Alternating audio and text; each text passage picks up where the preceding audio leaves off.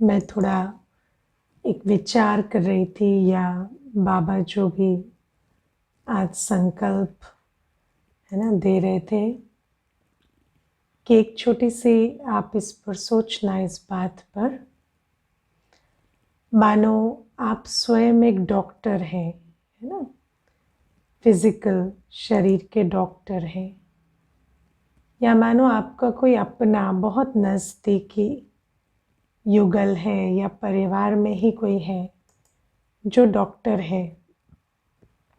लेकिन अगर आपको अपनी बीमारी का पता ही नहीं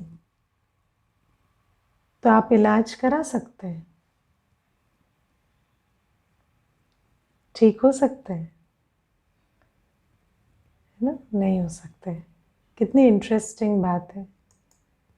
डॉक्टर हैं, घर में डॉक्टर हैं, चाहे तो कितनी भी बड़ी बीमारी का इलाज हो सकता है, लेकिन अगर बीमारी का पता ही नहीं तो बीमारी अंदर अंदर खत्म कर देगी और इलाज नहीं होगा।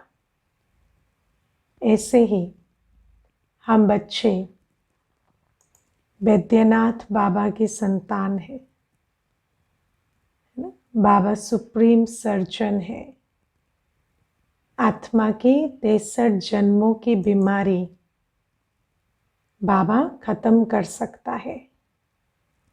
हमें भी बाबा आप समान बना देता है, मास्टर सर्जन, है ना? बाबा कहता है तुम भी निमित्त बन सकते हो किसी भी आत्मा को विकारों की बीमारी से रोग मुक्त बनाने के। लेकिन ऐसे सुप्रीम सर्जन के सम्मुख होते भी, स्वयं भी ऐसा मास्टर सर्जन होते हुए भी, यदि मुझे अपनी बीमारी का ही पता नहीं है, मेरे अंदर महसूसता नहीं है अपनी बीमारी की, तो इलाज हो सकता है, हो सकता है इलाज। विचार करना ये बहुत बढ़िया बात है ना? एक बार मुझे किसी ने पूछा था कि आपको क्या लगता है कि इस ज्ञान मार्ग में सबसे बड़ी मंजिल क्या है?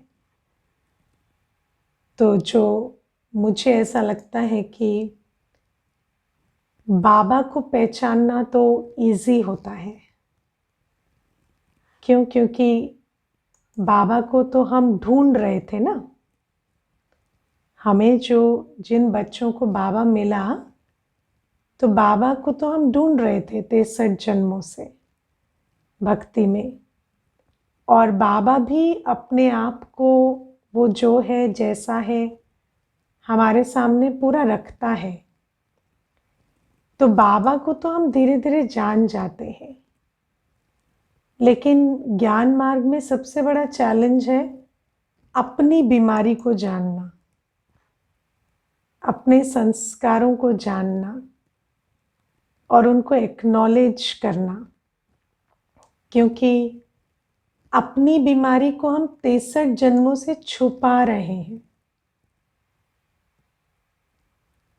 हम अपनी बीमारी को 63 जन्मों से ढूंढ नहीं रहे हैं, हम अपनी बीमारी को 63 जन्मों से छुपा रहे हैं।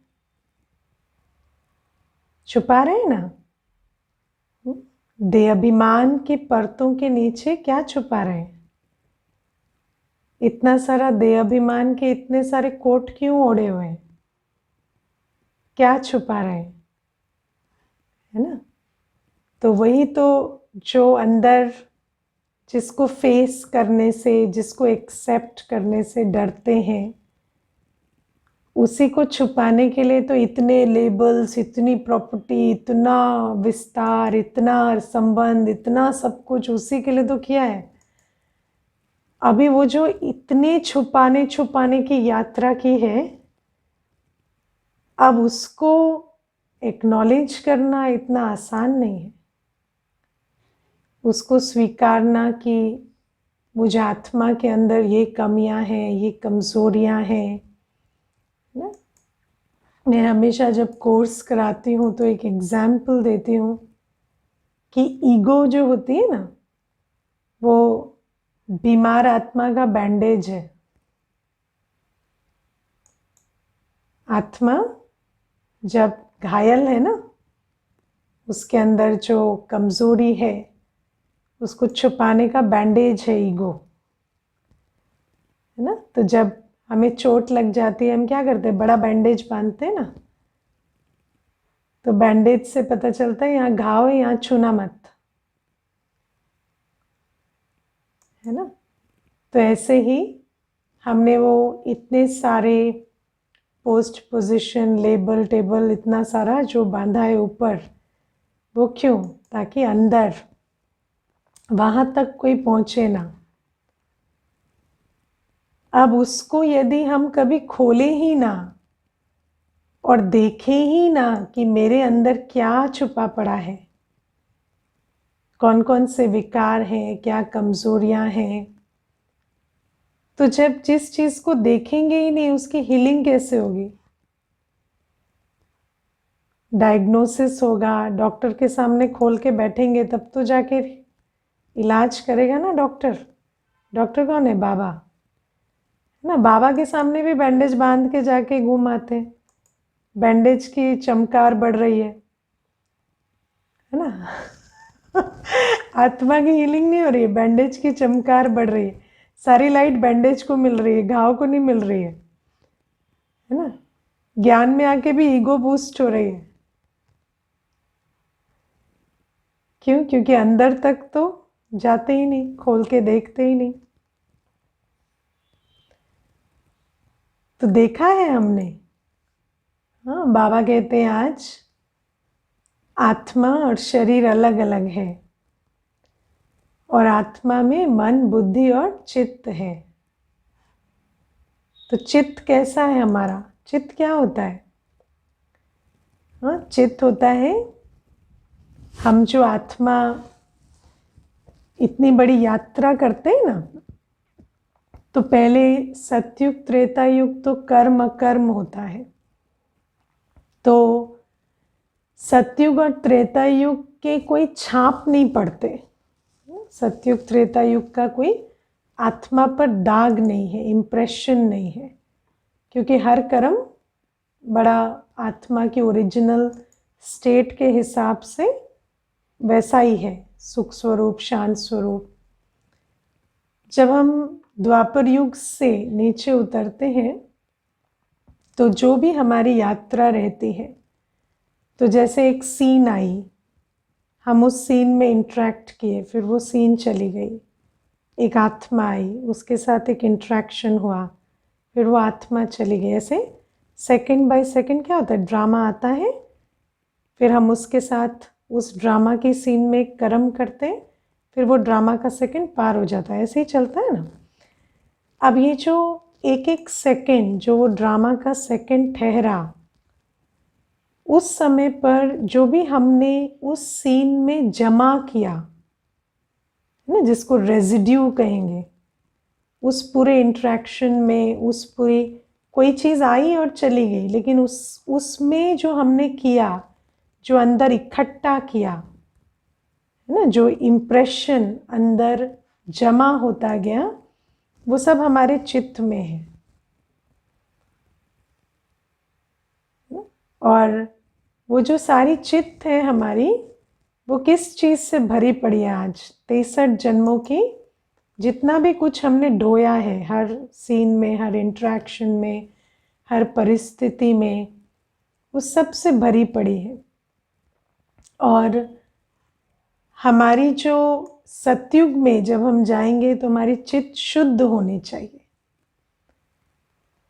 है ना। लेकिन हम ये जो चित्त शुद्ध हो जाए, ये इतनी आसान प्रक्रिया नहीं है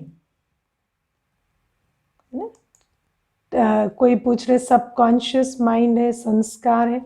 subconscious mind is a better word ना। तो ये चित्त है, सबकॉन्शियस माइंड।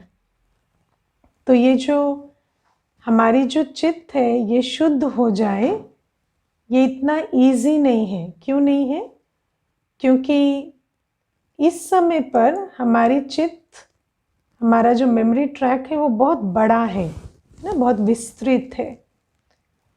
अब उसके अंदर जितनी भी बातें हैं वो बातें हमारी आइडेंटिटी बनाती हैं, वो बातें डिफाइन करती हैं हम कौन हैं, है ना। जैसे छोटी सी बात है, एक एग्जाम्पल से समझेंगे।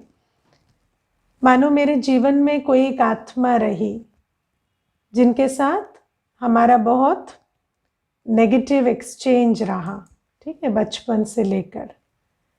अब जब वो नेगेटिव एक्सचेंज होता चला आया तो मैंने हर बार अपने अंदर रिकॉर्डिंग क्या की, मैं विक्टिम हूँ, ठीक है, मैं विक्टिम हूँ। कोई ये थोड़ी कहता है मैं पापी हूँ, अपने आप को हम क्या कहते हैं, मैं विक्टिम हूँ।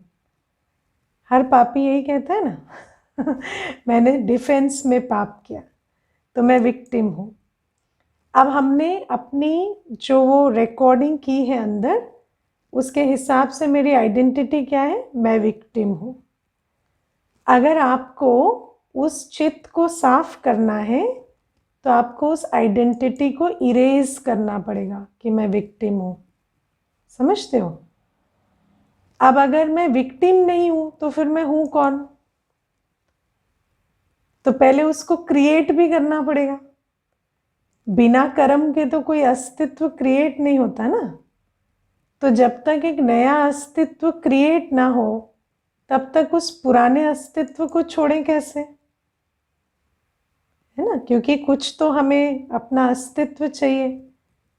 अब अगर मैं ज्ञान मार्ग में आकर सिर्फ योग करूं, है ना, सिर्फ चित्त को क्लियर करूं तो चलेगा नहीं। क्यों? क्योंकि कर्म के बिना स्वमान नहीं बनेगा, इसीलिए सेवा भी चाहिए। सेवा नहीं करेंगे, अगर बाबा के यज्ञ में रहकर अपना एक अस्तित्व नहीं बनाएंगे, ज्ञान मार्ग में अपनी एक ब्राह्मण आइडेंटिटी नहीं बनाएंगे, तो फिर वो जो लौकिक आइडेंटिटी है जिसका आधार ये इतनी सारी स्मृतियां हैं, उसको लेट गो कैसे करेंगे, उसको छोड़ेंगे कैसे।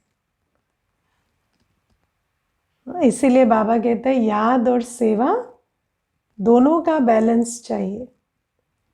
क्योंकि सिर्फ याद करेंगे तो सिर्फ याद से जो अंदर सफाई होगी, तो उस सफाई का जो स्पेस है उसको भरेंगे किससे,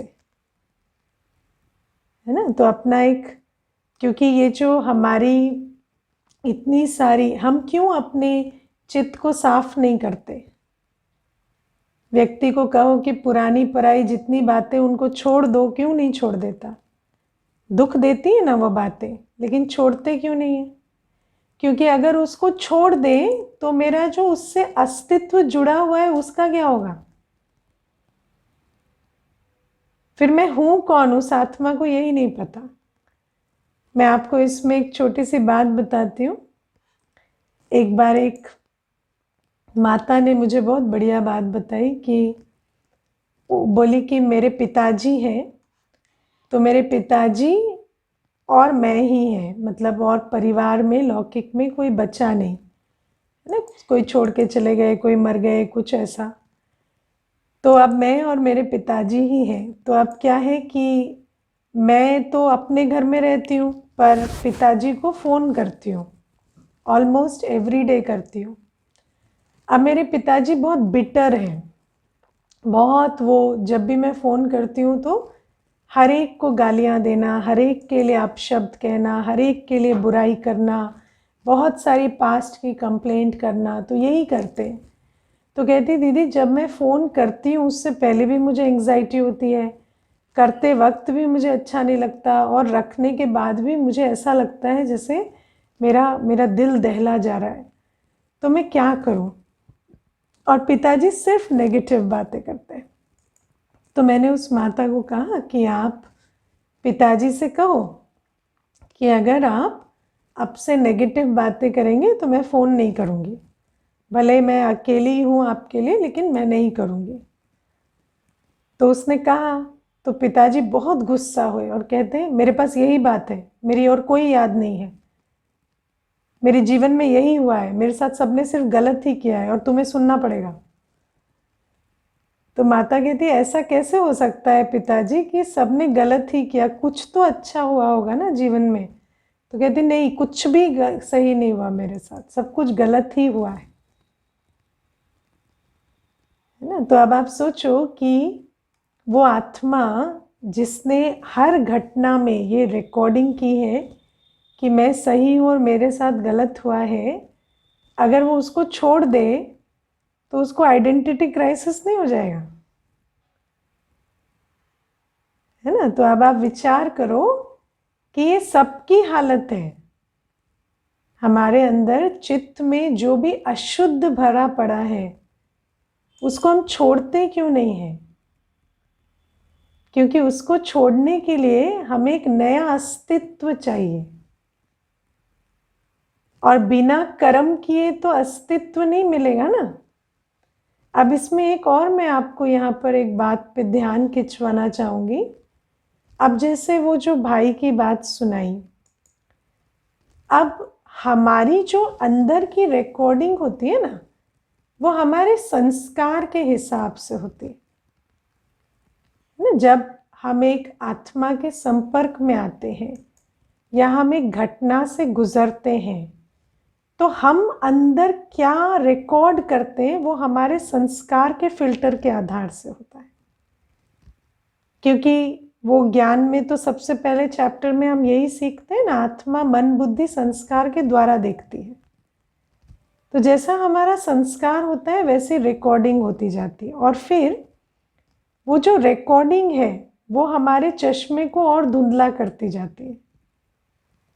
तो इसीलिए हमारी जो दुनिया है वो अंधियारे से और अंधियारे में जाती जाती है ना। आपको बात समझ में आ रही है जो सुना रही हूँ? हाँ, थोड़ी डीप बात है लेकिन समझनी ज़रूरी है ना। सभी यहाँ पर अवेयर माइंड्स बैठे तो समझनी है। तो बाबा हमें कहते हैं कि ये जो मन बुद्धि और चित्त है आत्मा के पास, हम आत्मा को इसको लेके आगे जाना है, ठीक है ना। अब इसको नया करने के लिए हमें याद और सेवा चाहिए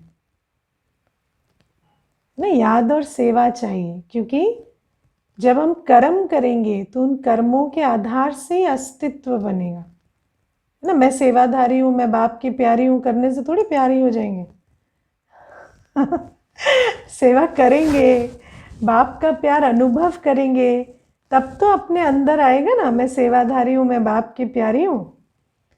अगर कुछ करेंगे ही नहीं, देखो बाबा मुरली में कहता है, कल बाबा ने मुरली में साफ साफ कहा ना, मैं तो सिर्फ सर्विसेबल को देखता हूँ, ठीक है। अब मैंने मान लो मैं सुबह उठी, बाबा मुझे बहुत प्यार करता है, बाबा मुझे बहुत प्यार करता है। फिर मैंने मुरली सुनी, बाबा कहता है मैं तो सिर्फ सर्विसेबल को प्यार करता हूँ। तो मेरे अंदर क्या आएगा? मैं तो सर्विसेबल हूँ कि नहीं हूँ?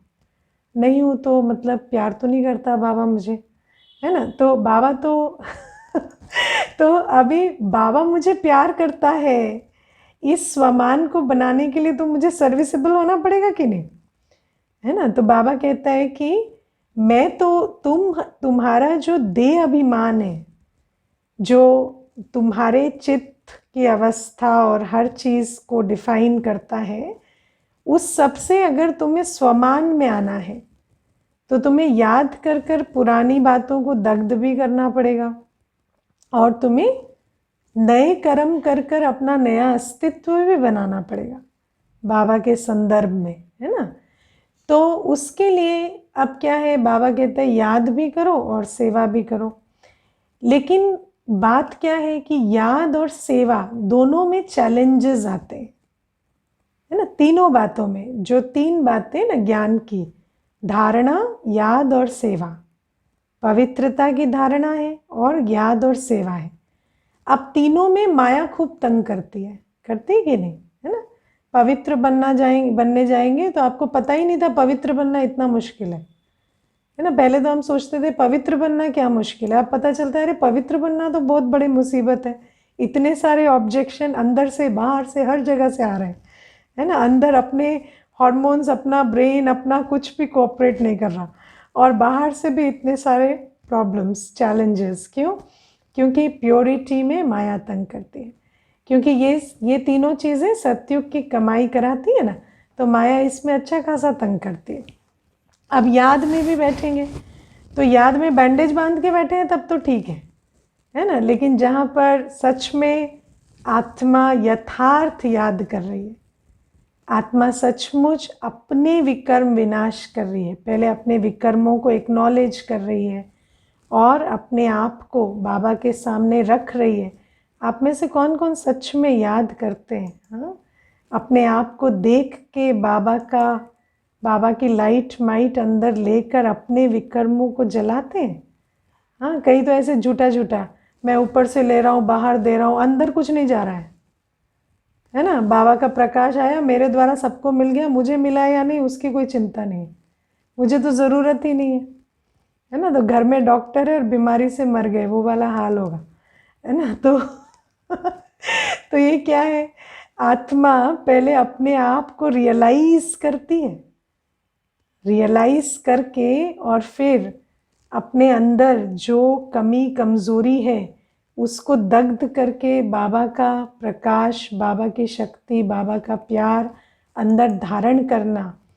वो याद भी यदि हम करते हैं तो हमारे को उसमें भी बहुत सारे विघ्न आते हैं, है ना। बहुत सारी बातें अंदर से भी आएंगी, बाहर से भी बहुत सारी माया डिस्टर्बेंस करती है।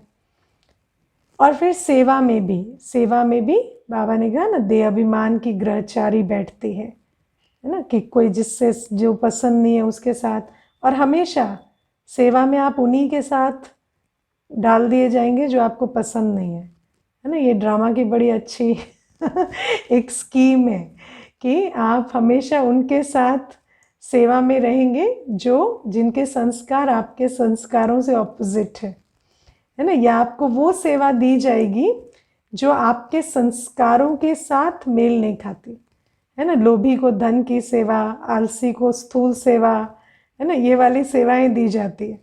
तो फिर वो जो सेवाएं हैं वो बड़ी तंग करती है ना। जो कहेगा मुझे वाचा सेवा करनी है उसको बिठा देंगे, जाओ बैठो योग करो, है ना। और जो कहेगा मुझे योग करना है उसको कहेंगे क्या बहुत योग हो गया, उठो उठो बर्तन धो, है ना।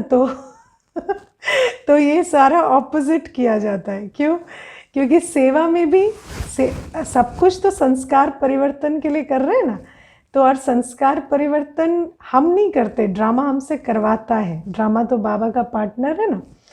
तो सेवा में भी हमेशा ड्रामा हमें ऐसी सेटिंग देता है जहाँ पर हमारे संस्कार चैलेंज्ड होते हैं, है ना। हर प्रकार की सेवा, चाहे वो वाचा सेवा हो, स्थूल सेवा हो, धन सेवा हो, संबंधों की सेवा हो, हमेशा हम ऐसी सेटिंग में रहेंगे जहाँ पर हमारे सबसे डीप संस्कार चैलेंज्ड होते हैं। और जब वो होता है तो फिर हमारे अंदर वो देह अभिमान जो है वो हमें तंग करता है। मैं ही क्यों, मैं वो करना चाहता हूँ, ये मुझे इसमें क्यों डालते हैं, हमें वो क्यों नहीं मिलता जो हम चाहते हैं, ये सारी बातें आती हैं।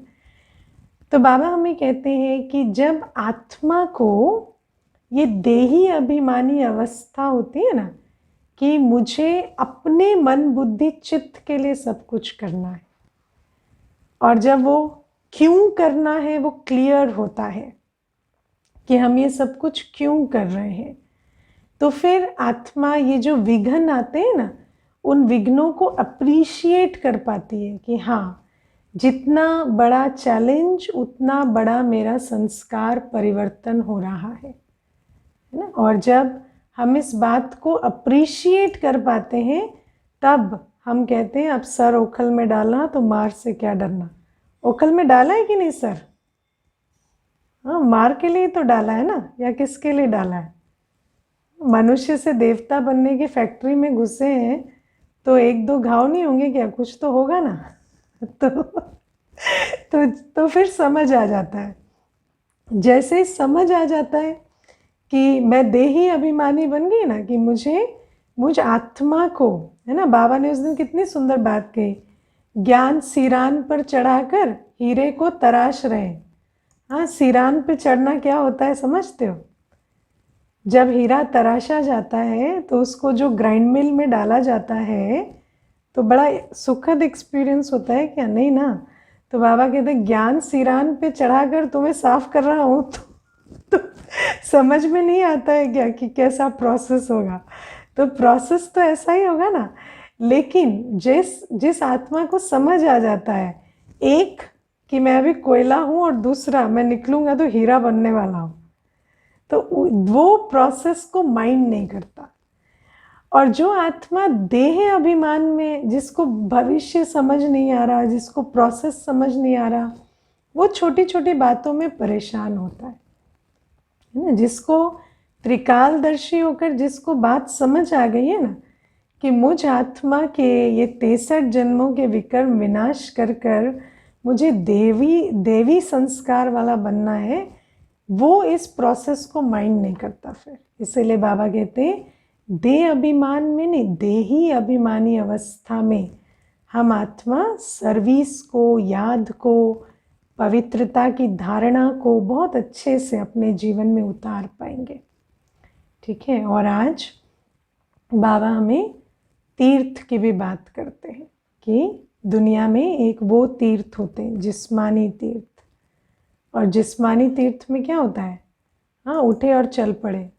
शराब पीने की आदत है तो शराब भी ले चले, है ना। मैं एक छोटी सी इसमें बात बताती हूँ। ऑफिस में ना एक भाई थे, तो उन्होंने मुझे कहा कि, मैंने उनको कहा आप माउंट आबू चलिए, ऑफिसर थे। तो मुझे कहते हैं नहीं, वहाँ नहीं जा सकते हम। तो मैंने कहा क्यों, आप पिछले महीने अमरनाथ होके तो आए थे। तो कहते हैं नहीं नहीं, हाँ वो अमरनाथ तो हम गए थे पर हम वहाँ नहीं जा सकते। तो मैंने कहा वही शिव बाबा है तो है। तो कहते नहीं, शिव बाबा तो वही है, वो प्रॉब्लम नहीं है। तो मैंने कहा फिर क्या प्रॉब्लम है। तो कहते हैं मैं ना सिगरेट पीता हूँ और आपके वहाँ तो नहीं पी सकते ना। तो मैं तो दिन में 6 सिगरेट नहीं स्मोक करूँगा तो मेरे को नहीं चलता है। अभी आपके कैंपस में तो सिगरेट अलाउड नहीं है। तो मैंने कहा फिर अमरनाथ में क्या किया। बोला नहीं, वहाँ छुट्टी दी, वहाँ तो सिगरेट पी लेता था मैं, है ना। तो वहाँ तो यात्रा में मैंने सिगरेट पी ली। तो ये जो बात है ये क्यों, क्योंकि विकारी निर्विकारी, मैं तो आपको अभी बाबा जो कहता है कि तुम परमधाम की रूहानी यात्रा, उसकी भी बात नहीं है। जिस्मानी यात्रा भी, मधुबन भी जाने के लिए जितनी तैयारी करनी पड़ती है उतनी जिस्मानी तीर्थ में भी नहीं करनी पड़ती, है ना। तो अब बाबा कहते हैं कि तुम्हारी ये जो रूहानी यात्रा है, ये आत्मा पवित्र बन पावन दुनिया में जाने के लिए यात्रा करती है। इसीलिए इस यात्रा में निर्विकारी स्थिति का बहुत महत्व है ना। क्योंकि ये शरीर से नहीं होती ये यात्रा। आत्मा को देह में रहते बुद्धि बल से देह से न्यारा होना पड़ता है, और देह से न्यारी होकर आत्मा परमधाम जाए, स्थित हो, बाबा के प्यार को, शक्ति को अनुभव करे, फिर आए फिर जाए। ऐसे करते करते हमें अपनी स्थिति को परिवर्तन करना होता है। तो ये जो रूहानी यात्रा है, इस रूहानी यात्रा के कुछ डिसिप्लिन्स हैं ना। आज बाबा ने जैसे निर्विकारिता पर बहुत जोर दिया। अब मुझे नहीं पता आप लोगों ने वो चित्र सबने देखा है या नहीं, लेकिन हमारा एक चित्र है ज्ञान में, योगी के 4 स्तंभ का चित्र। तो उस चित्र में एक योगी एक टेबल पर बैठा है और उस टेबल के 4 पांव हैं, ठीक है। और वो जो 4 पांव हैं वो क्या है, ब्रह्मचर्य, सत्संग, शुद्ध अन्न और दिव्य गुण। ब्रह्मचर्य, सत्संग, शुद्ध अन्न और दिव्य गुण। अभी ये जो सब आराम से देख रहे हैं, लिख नहीं रहे ना, अगली बार पूछूंगी, है ना। अभी पिछली बार कब सुनाया था मुझे याद नहीं है, इसीलिए मैंने आपको पूछा नहीं। आज वाला याद रहेगा, है ना। तो इसीलिए अगली बार पूछूंगी, नहीं बताया तो बताऊंगी फिर, है ना। तो चारों स्तंभ याद रखना, तो ये चारों स्तंभ अगर ठीक नहीं होंगे तो योगी फ्लाइट नहीं ले सकता परमधाम तक की। ठीक है, तो आज बाबा कहते हैं ब्रह्मचर्य, ये यात्रा बिना पवित्रता की नहीं हो सकती।